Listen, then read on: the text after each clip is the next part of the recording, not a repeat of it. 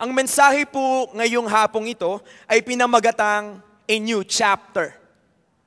Wow! Sabi mo, wow! A new chapter. So ito pong istoryang ito ay makikita natin. This title has something to do with what you can find in the book of 2 Chronicles, chapter 29. I'll be starting with chapter 29, pero hanggang chapter 31 po madadaanan natin ngayong hapong ito. Pag-uusapan po natin ang isang hari ng Juda at ang pangalan po niya, Hezekiah. So ang pag-uusapan po natin ngayon si Hezekiah. Bakit po new chapter? Malalaman po natin. Sabay-sabay po natin basahin ng verse 2 ng chapter 29. Hezekiah, he did what was right in the eyes of the Lord, just as his father David had done. Meron po siyang tatay, ang pangalan ng tatay niya, Ahaz. Pangalan pa lang nung tatay niya, mukhang alam na natin no, na hindi ata gagawa ng maganda. Ahaz. H-A-H-A-Z. Sa Ahaz, no? Ahaz. Pero mas maganda yung Ahaz. Amen? Sabihin niyo nga po, Ahaz. Mas maganda po, no? Itong si Ahaz, tatay ni Hezekiah, abay grabe po. Malungkot man, but we have to understand na kung ano-ano pong mga pinaggagawa nitong ni Ahaz sa paningin ng ating Ama sa langit. Nagpatayo siya ng mga rebulto, sumamba sa mga rebulto. Yan po si Haring Ahaz.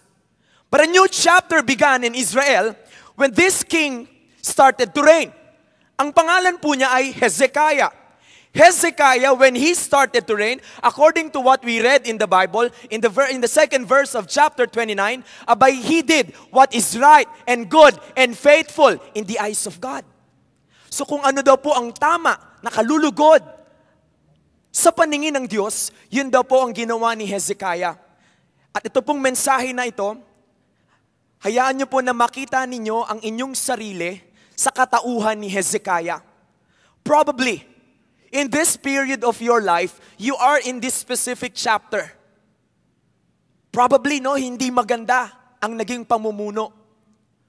But today, if you will allow, a new chapter can begin like how Hezekiah started a new chapter. And when it comes to this new chapter, meron po akong 7 bagay na ginawa ni Hezekiah na nais ko pong ipakita sa inyo. Ang una po, sa mga pinaggagawa ni Hezekiah na napakainam at kalugod-lugod sa paningin ng Diyos, pinatawag niya ang mga Levites and priests. Ang mga pari, mga Levitiko, sa panahon ng Juda, pinatawag niya. Kasi alam niyo kung bakit? Yung mga mismong pari, nakalimutan nila kung sino sila. They started doing things which are not appropriate for priests and Levites. Pari ka. But then iba yung ginagawa mo. But during the time of Hezekiah, pinatawag niya ang Levites, pinatawag niya ang mga priests. And then he told them, it's time for you to consecrate yourselves. Pinalinis niya. At ipinaalala niya sa mga pare, sino ba kayo? Ito kayo. Ngayon, linisin ninyo ang inyong mga sarili at gawin ninyo ang inyong mga pagkakatawag. Pangalawa po sa pinagawa ni Hezekiah ay yung pinalinis niya yung templong sambahan ng mga taga-Juda. Sabi niya dito sa Biblia, they removed anything that is ceremonially unclean. Ano man ang hindi karapat-dapat sa templo na yon na kinoconsider na basura, marumi, dirty. Dirty. Sabi niya nga po, dirty. Dirty. Sa paningin ng Diyos, hindi tama, no? Hindi akma sa templo ng Diyos, pinatanggal niya. Una, yung mga Levites, yung mga pare, yung mga naglilingkod sa loob. Pangalawa, yung mismong mga nakikita sa templo. Abay ito, bakit ganito? Bakit mali ang posisyon nitong mga kandila? Bakit mali ang posisyon ng lamesa? Dapat yun, at hindi yung tama ito. Alisin yan. Mga taga-Juda na ito ang Diyos na kanilang sinasamba. The Passover celebration was done. It started again during the time of Hezekiah. Ginawa ulit ni Hezekiah para ipaalala sa mga taga-Juda, alalahanin ninyo ang mga ginawa na ng Diyos. Makapangyarihan ng Diyos. Agree po ba kayo doon? Pero nakalimutan na ng mga taga-Juda, ng mga taga-Israel. That's why Hezekiah, dahil siya na ang naging hari, binalik niya ang Passover celebration to remind the people, ito ang Diyos na sinasamba natin. So una, pinalinis niya yung mga Levites. Number 2, pinaayos niya yung templo. Number 3, abay nagkaroon sila ng burning of offerings. Pang-apat, nagkaroon sila ng Passover celebration. At pagkatapos ng Passover, nag-uwian yung mga tao. At pagdating sa kanilang kani-kanilang mga tahanan, pang-5, pinagtatanggal ng mga taga-Juda lahat ng mga Diyos-Diyosan sa kani-kanilang mga tahanan. So yung mga poste, hindi po ng Meralco, kundi poste ng mga Diyos-Diyosan, pinagtititibag lahat yon ng mga taga-Juda dahil yun ang sabi ni Hezekiah. Pang-anim po sa pinagawa ni Hezekiah sa mga taga-Juda, sira ang templo, magtulong-tulong tayo. Ipaayos natin ito. Kung ano ang makakayanan, let there be offerings. At yung mga pare, kung ano ang kailangan, yung mga naglilingkod sa simbahan, tulungan natin ang maging ang kanilang pamilya, sabi. It's in the Bible. At pang-7, ito na po, matapos ayusin ng buong Juda, sinakop sila. Binantaan na sasakupin ng hari ng Assyria, ang pangalan niya ay King Sennacherib. Itong si King Sennacherib, binalak niya na sakupin ang Juda, pero alam niyo po kung anong ginawa ni Hezekiah? He knelt down, lumuhod siya, nanalangin, kasama ang propeta na ang pangalan ay Isaiah, anak ni Amos, nanalangin sila, umiyak sila sa Diyos, at niligtas ng Diyos ang buong Juda sa kamay ng haring ito mula sa Assyria. These 7 things na shinare ko sa inyo, na ginawa ni Hezekiah sa kanyang pamumuno, what he did has something to do with who we are. Kaya ko po inisa-isa yung 7 ginawa ni Hezekiah, may kinalaman po yun sa kung sino tayo bilang mga anak ng Diyos. Nandyan pa ho ba kayo? Lahat po ng tulog, magsabi ng amen. Lord, iligtas niyo po sila. Amen. Ang gising, magsabi ng hallelujah. Daming gising. So magsisimula po tayo. Number 1, tinawag niya ang mga Levitiko, tinawag niya ang mga pari. Ano pong kinalaman yun sa atin? It's all about, number 1, our identity. Our identity. We are God's representatives. Who are you? Who are you? Excuse me, who are you? Who are we? We are God's representatives. Amen? At yung identity natin, huwag natin ipagpalit sa kung ano-anong klaseng identity. You are a child of the living God. That's who you are. Ito ka, isa kang anak ng Diyos. Huwag mong ipagpalit kung sino ka sa iba't ibang identity na ibibigay sa iyo, ipapahiram sa iyo, ipasusuot sa iyo ng mundo. Christian ka. You are a child of the living God. Anak ka ng Diyos. Wala nang mas gaganda pang identity sa pagiging isang anak ng Diyos.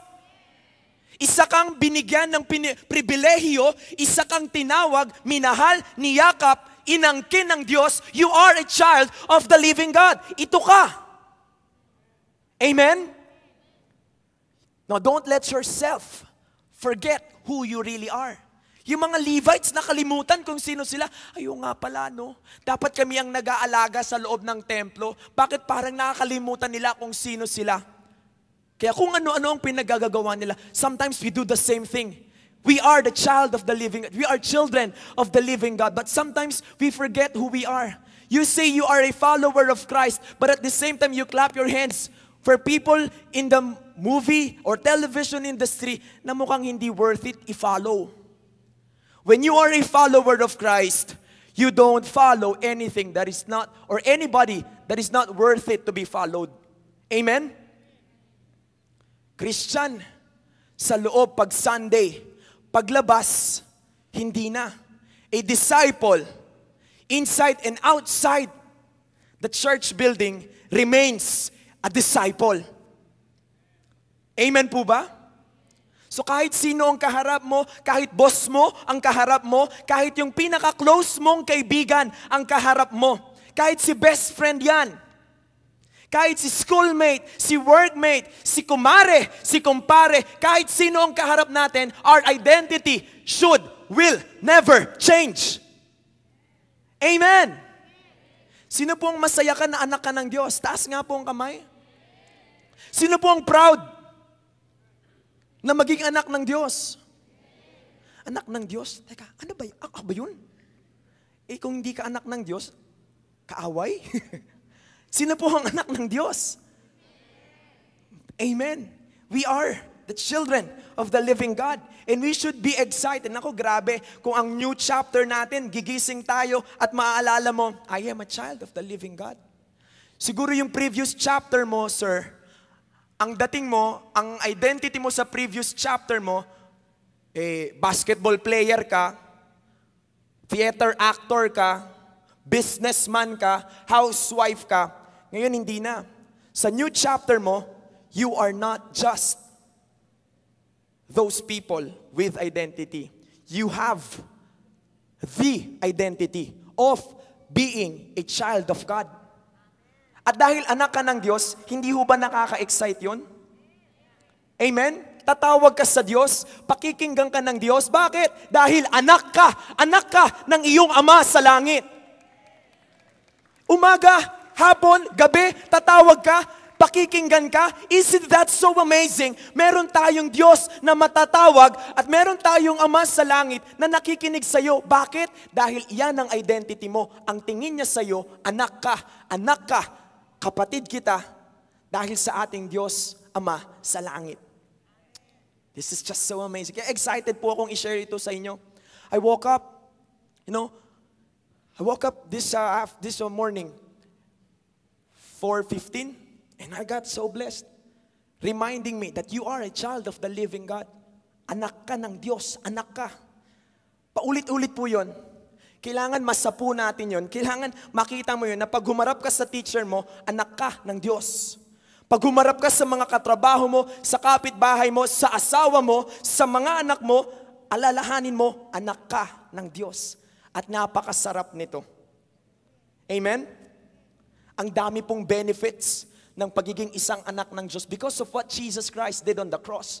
Now we are enjoying the benefits of being a child of God. Kaya wag po tayo magpapalito. Christian dito, sa kabila, hindi, medyo sakang. You cannot be lukewarm. Mainit, malamig, magpakalamig. But you gotta decide.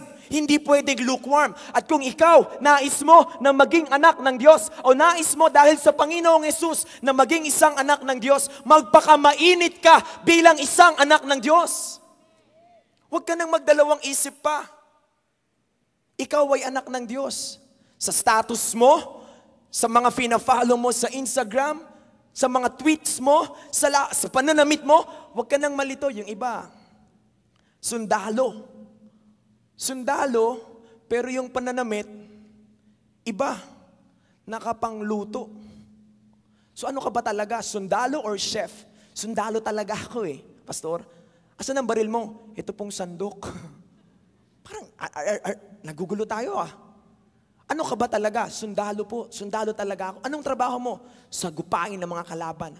Anong ginagawa mo? Nagluluto. Naghahalo. How come? There's like mismatched identity. Hindi ata tumugma yung identity. Nagkakaroon tayo ng dual personality. Buti na lang hindi yan totoo sa 3 PM family. We are children of the living God and we know who we are. Amen? Tayo po yung mga priests na yon. Tayo po yung mga Levites na yon. At tayo po yung nakikita ng Diyos. At tayo po ang inaasahan ng Diyos na patuloy na magpapagamit sa Kanya. That's number 1 identity. Number 2, we are the temple. Pinalinis na yung templo. Lahat daw ng ceremonially unclean, pinatanggal. 1 Corinthians chapter 6, verses 19 to 20. Your body is the temple of the Holy Spirit. So kung ano ang ceremonially unclean sa katawan natin, tatanggalin po natin yan. As we start a new chapter, mukhang yung hindi tama, hindi malinis sa paningin ng Diyos. Yung mga nagpaparumi sa atin, tatanggalin na natin yan. And what are those? abay hanggang ngayon, sister, galit ka pa din. We have, yung galit mo, lumalalim. We have to be ceremonially clean. And by the blood of the Lamb, ngayon po ipapahugas natin itong mga ceremonially unclean sa ating mga buhay. Yung galit mo, hindi ka mapakapagpatawad. You also have to consider yung mga bagay na sumasakop sa puso natin. Hanggang ngayon, nangungutang ka pa rin. Kasi takot ka, kailangan ko to eh. Uy sister, pautang naman. Pautang naman. Ang first choice mo palagi, when a problem arises, manghihiram ako.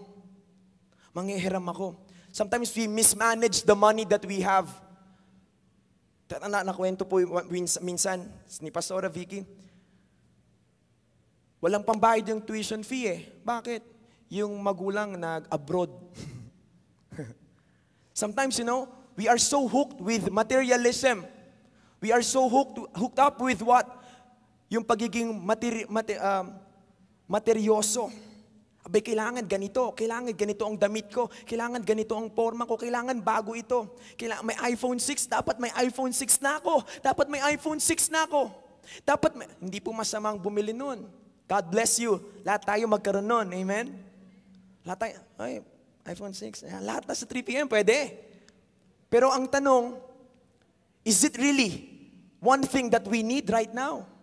When we mismanage the blessings that we have, sometimes we buy things which are inappropriate, unnecessary, and the tendency, yung mga bagay na dapat, yun ang nakakaligtaan natin. Buti na lang dito, napapaalalahanan tayo that we are the temple of the Holy Spirit, and even the things that we have, yung katawan natin. Alam niyo po, one time nakita ko dun sa movie, hindi po ako nag-encourage sa mga pamangkin ko na manood ng horror movies. So one time, pinasara ko yung TV, sara nyo yung TV.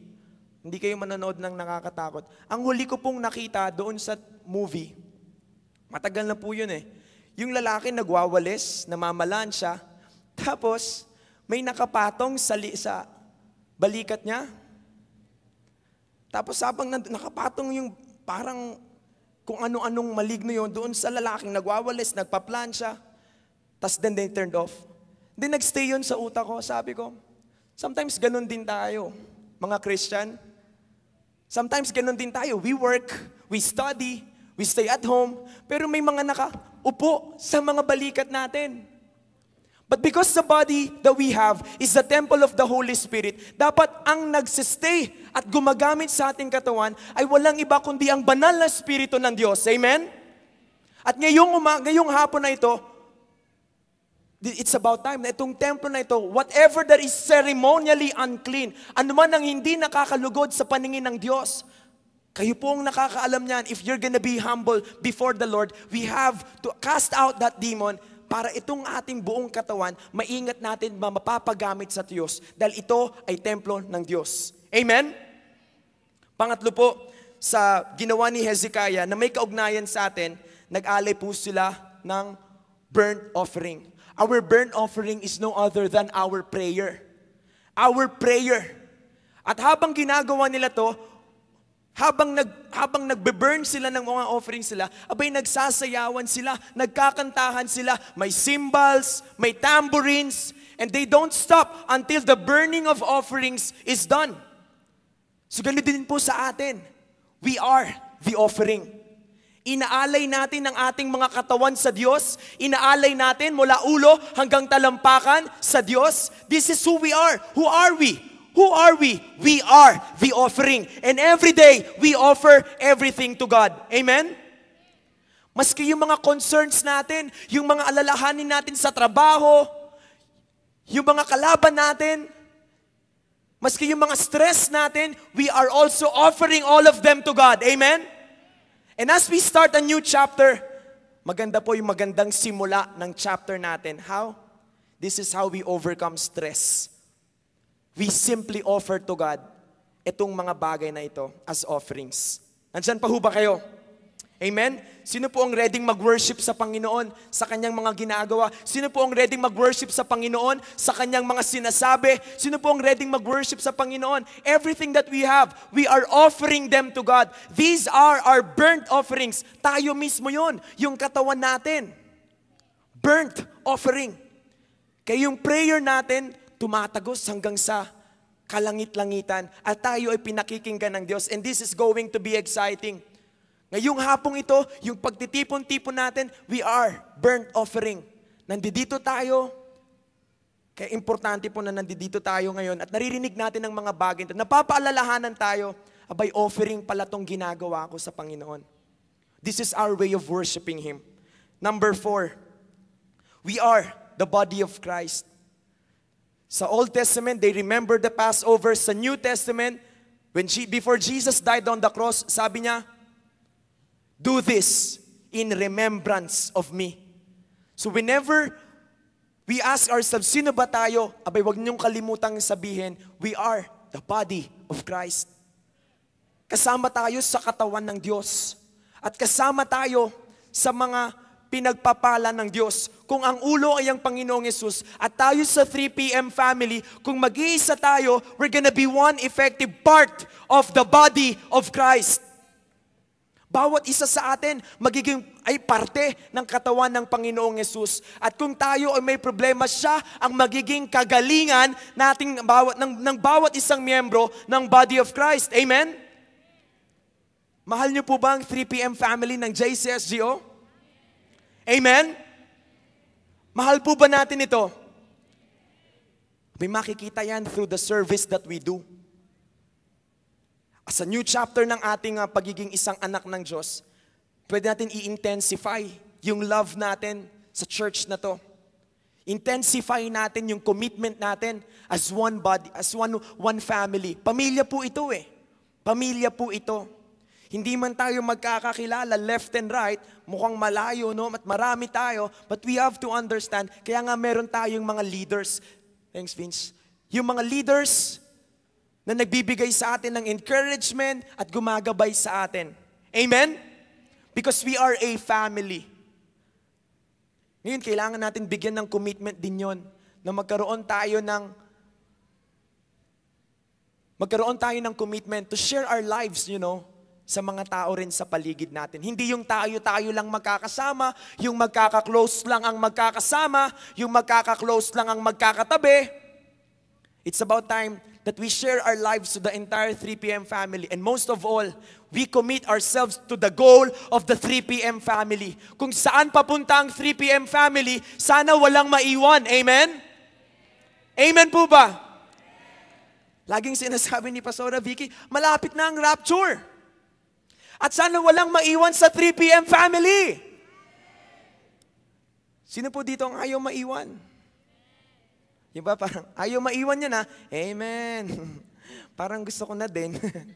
Sino po ang sure ayaw niyang maiwan? Amen. Then stay connected to the Holy Spirit of God. Stay connected to your faith. And most of all, para lumakas ang faith mo, stay connected to your family. This is your family. Ito ang mga grupo ng tao na magpapaalala sa iyo, sino ka ba talaga? Ikaw ay anak ng Diyos. Now stay connected.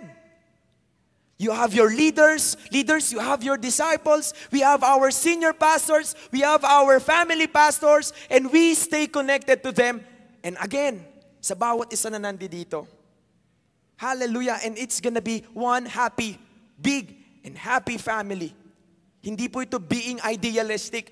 Pwede po bang mangyari yon sa 3 p.m.? Pwede po bang mangyari yon? Amen. Magtutulong-tulong tayo kagaya ng ginawa ni Hezekiah. At sumunod po na sinabi ni Hezekiah, ito po matindi. Pero pagkatapos po nila mag-worship, pagkatapos po nilang mag-Passover, nagbalikan sa mga bahay nila, sinira yung mga Diyos-Diyosan sa bahay nila. Yung mga rebulto sa mga bahay nila, na kung si Baal, si Asherah, pinagsisisiraan nila lahat yon. Alam niyo po, ganun din tayo. Dito po, nag-worship tayo. Alright? Pupurihin ka sa awit, Tapos, magpa-pass over tayo. We remind ourselves, kapatid. Amen? Magpapanalanginan tayo. Tapos, uuwi tayo sa ating sa ating mga teritoryo. Yung ilan sa atin ay mga estudyante, yung iba'y magulang, mga anak, mga nagtatrabaho, mga naglilingkod sa gobyerno. Abay, pagdating natin doon, huwag mong kalimutan kung sino ka rin. Who are you? Who are we? We are the Redeemer of this land. In the name of Jesus Christ, abay, we are going to redeem this land. Itong ating mga teritoryo, kung ikaw ay nagtatrabaho, teritoryo mo yun. Pag may mga nakita ka doon na mga Diyos-Diyosan, that means may kayabangan doon, may doon mga pagbibisyo, responsibilidad mo yun. At dahil sa Panginoong Yesus, kaya mong wasakin ang mga naghahari-harian sa teritoryo mo.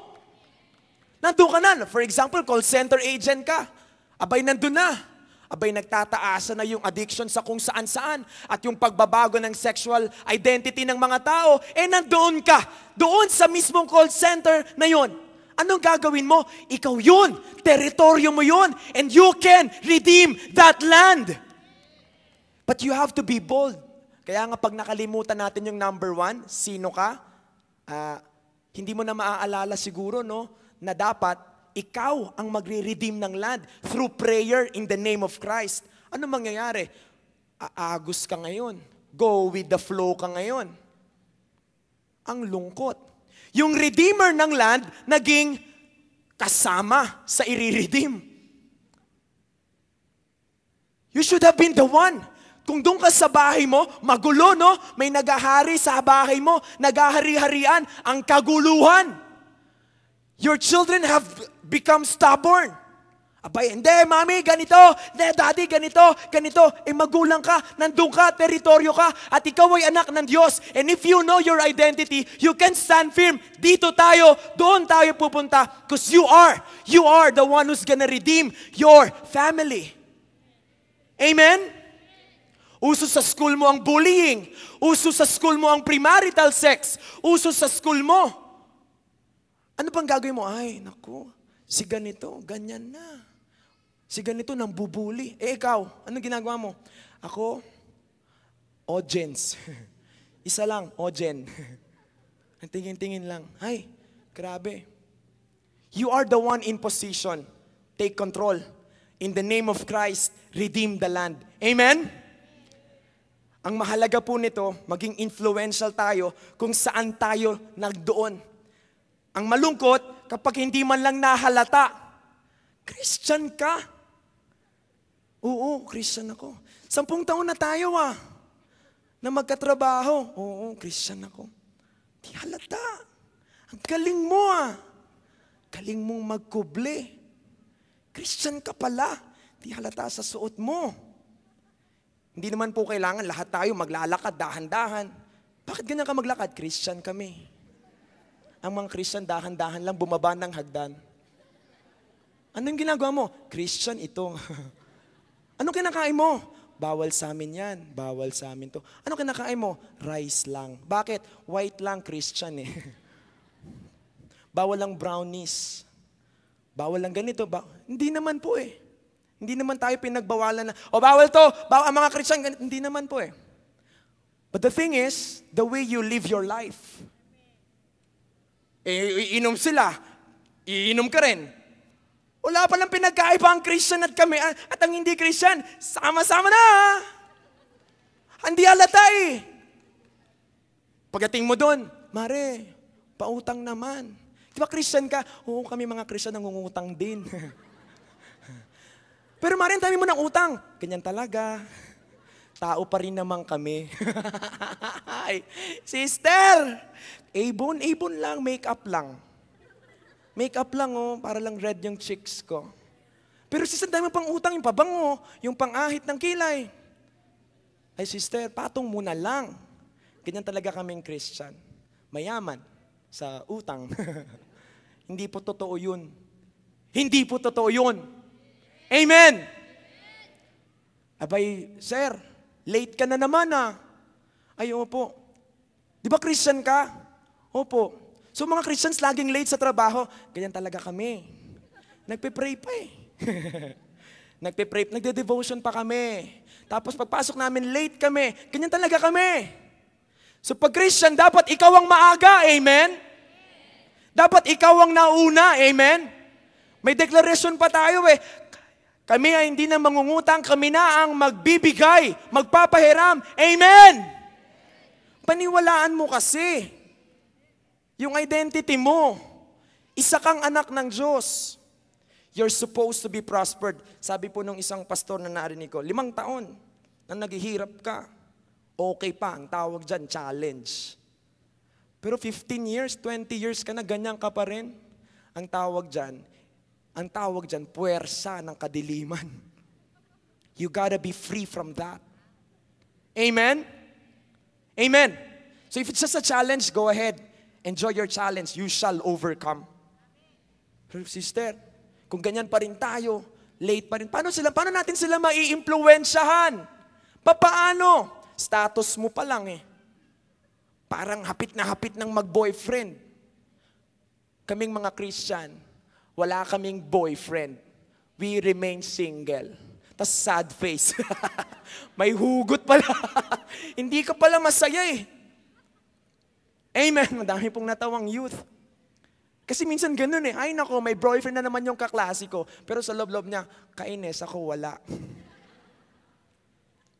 How are you going to be one influential person kung ikaw mismo hindi ka masaya sa pagiging isang disciple ng Panginoong Hesus? How are you going to redeem the land if you are also worshiping the idols? Yung jokes mo, jokes din nila na green. Abay, walang pinagkaiba. Lagot tayo nun. Pare, parang hindi alatang Christian ka. O, ganyan talaga kami, pre. Ang tawag dyan, spying. Spy? Walang spy.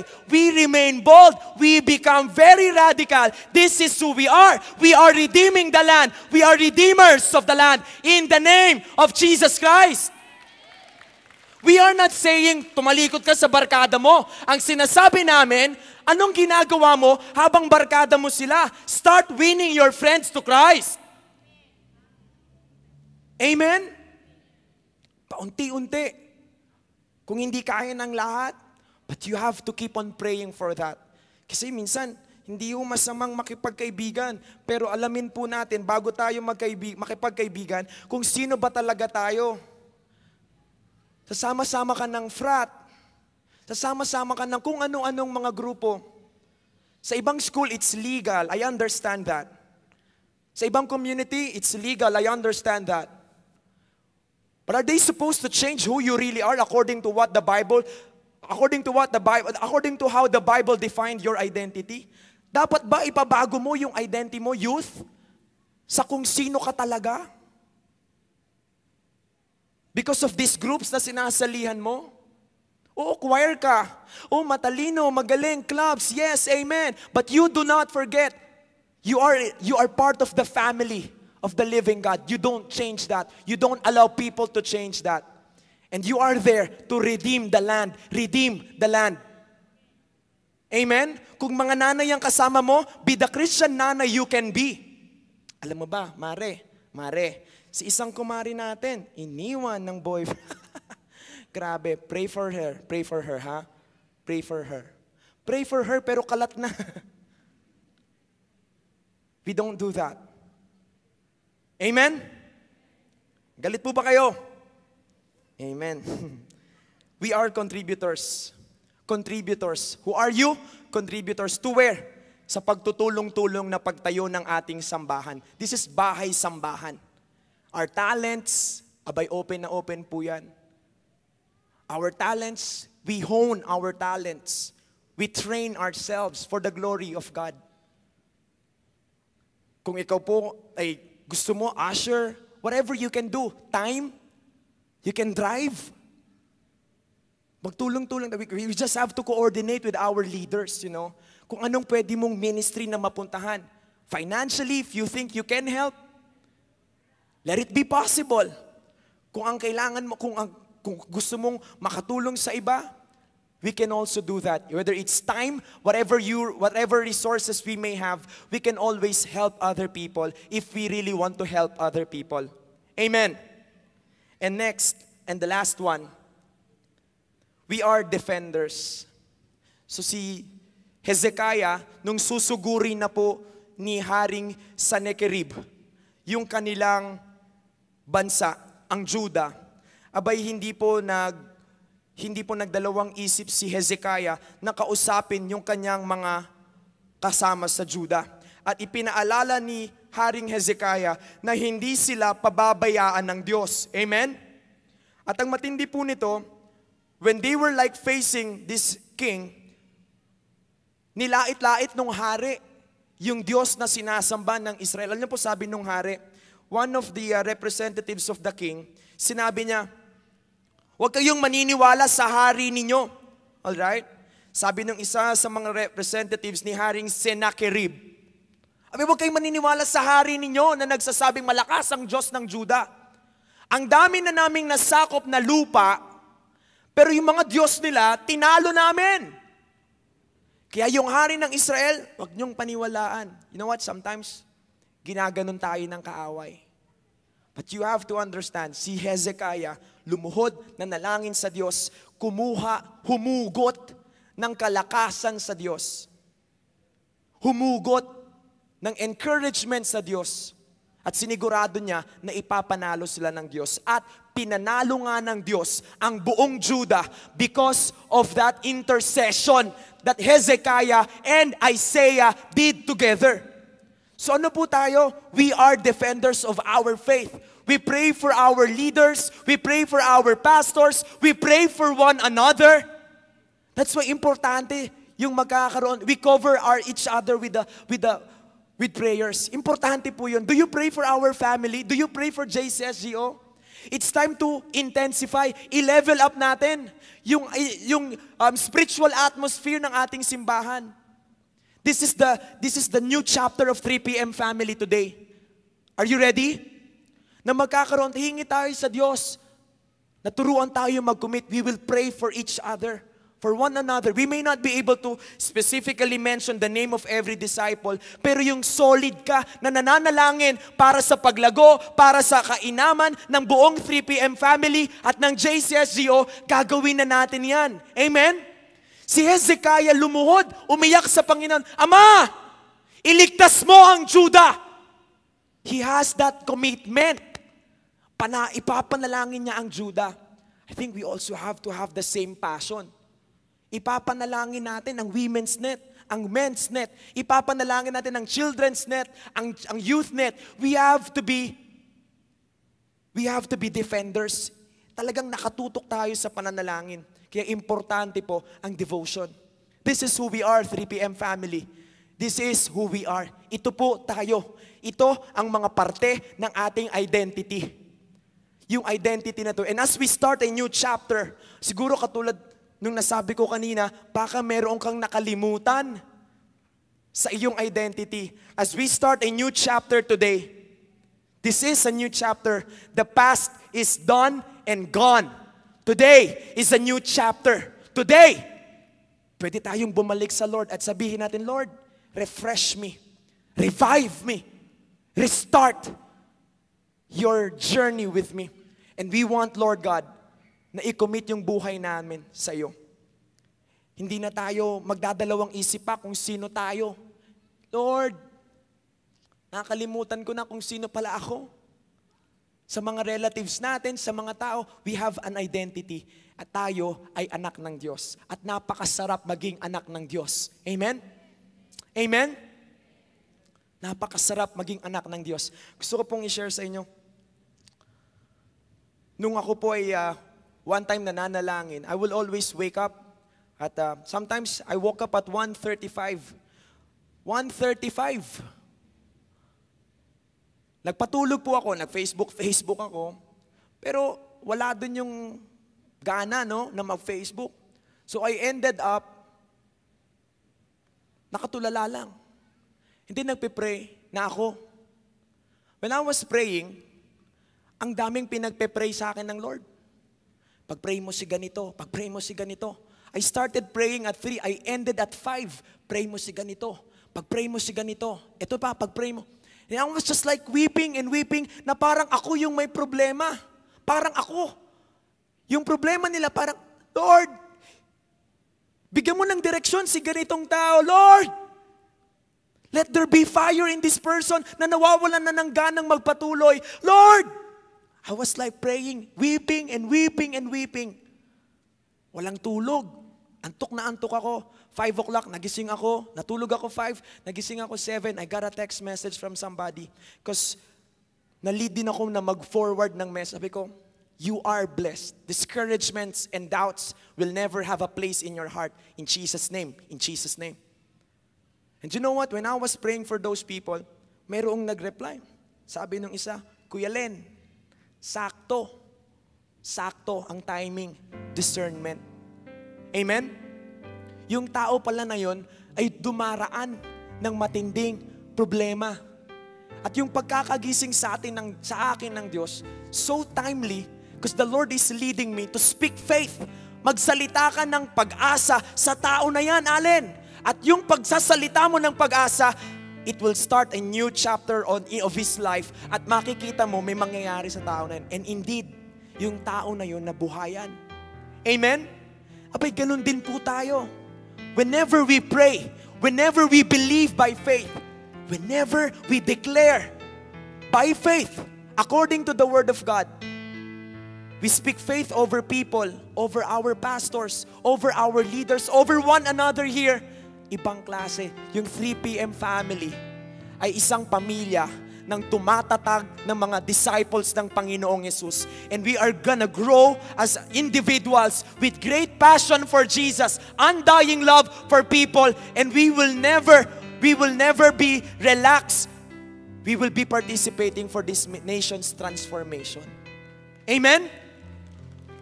Ang kailangan lang, maski 3, 2, 5 ang napag-pray ko, masaya ako. Bakit? Dahil nung nagsalita ako ng pananampalataya sa tao na yon, may nangyayari pala, kapatid. Sabi mo sa katabi mo, may nangyayari pala. Magdeklara ka. Manalangin tayo. Amen? So this afternoon, may I ask the band to be on stage now? We're gonna start a new chapter. And when we start a new chapter, it's time na i-break natin yung mga maling identity natin. We have to break wrong identities. Akala natin ganun tayo. Hindi ikaw yun. You have to break free. You are who God says you are. And today we'll start a new chapter. Amen?